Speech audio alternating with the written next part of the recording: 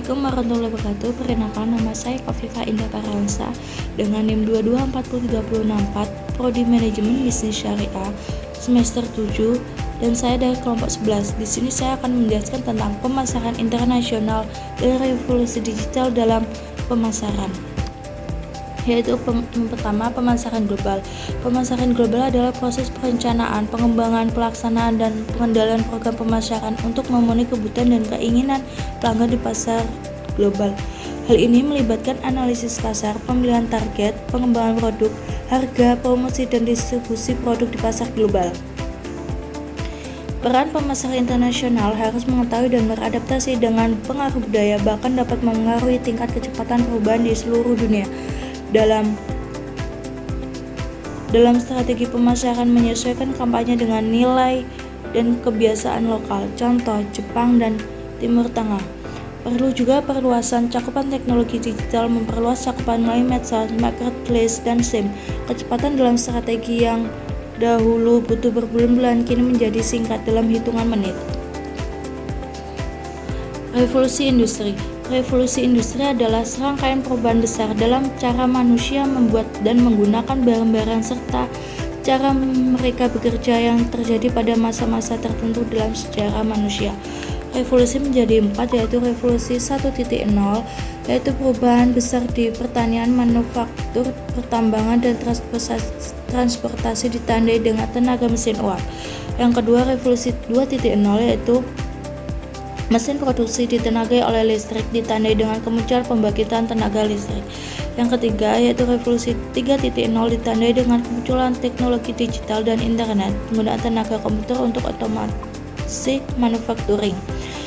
Yang keempat, revolusi 4.0, ditandai dengan otomasi, kecerdasan buatan, industri semakin kompak dan efisien, namun berisiko mengurangi SDM. Selanjutnya yaitu Konvergensi dalam pemasaran global dan revolusi industri merujuk pada penyatuan antara teknologi, media, dan pasar global yang telah menciptakan lingkungan bisnis baru yang sangat berbeda.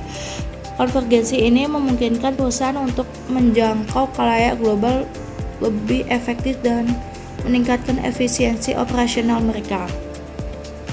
Contohnya smartphone, penggabungan telepon seluler, komputer mini, kamera, dan pemutaran musik menjadi satu. Selanjutnya yaitu jaringan gangguan teknologi. Perubahan bagian dari jaringan nilai pada setiap sektor industri. Jaringan nilai ini memiliki struktur biaya yang menentukan margin keuntungan, serta indikator kinerja produk yang menjadi tolak ukur dalam menilai suatu produk. Dalam satu sektor yang sama dengan muncul banyak jaringan nilai paralel, masing-masing dengan gagasan berbeda tentang apa yang membuat produk berharga. Misalnya pada komputer laptop, faktor seperti ukuran ringkas, bobot ringan,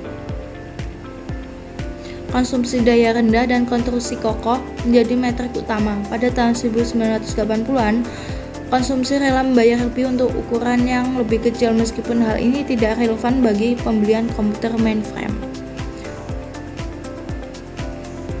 Selanjutnya yaitu ada e-commerce global, yaitu ada 3, mobil commerce, yaitu pendorongan utama pertumbuhan e-commerce menggunakan smartphone untuk transaksi yang fleksibel. Yang kedua yaitu snap and shop, yaitu konsumen berbelanja hanya dengan mengarahkan kamera ke produk. Yang ketiga, blockchain dan AI. Blockchain yaitu potensi memperbaiki rantai pasar, melacak produk, mencatat transaksi, menekankan biaya, dan meningkatkan keamanan. Yang kedua yaitu ada AI dan ML, yaitu personalisasi pengalaman belanja dengan rekomendasi produk yang akurat. Selanjutnya, hal baru yang penting dalam revolusi digital, yaitu ada 4 poin yang utama, yaitu digitalisasi internet, yaitu komunikasi real-time, personal, dan interaktif dengan konsumen di seluruh dunia melalui medsos dan e-commerce. Yang kedua yaitu pemasaran berbasis data, AI, yaitu analisis data pasar global, prediksi perilaku konsumen akurat, strategi yang lebih tepat sasaran. Internet of Things, IoT, menciptakan produk dan layanan cerdas, mobil otonom, peralatan rumah tangga pintar, dan memperluas ruang lingkup pemasaran. Yang keempat, pemasaran sosial dan lingkungan, menekankan komitmen terhadap keberlanjutan dan tanggung jawab sosial untuk membangun citra positif. Sekian dan terima kasih. Wassalamualaikum warahmatullahi wabarakatuh.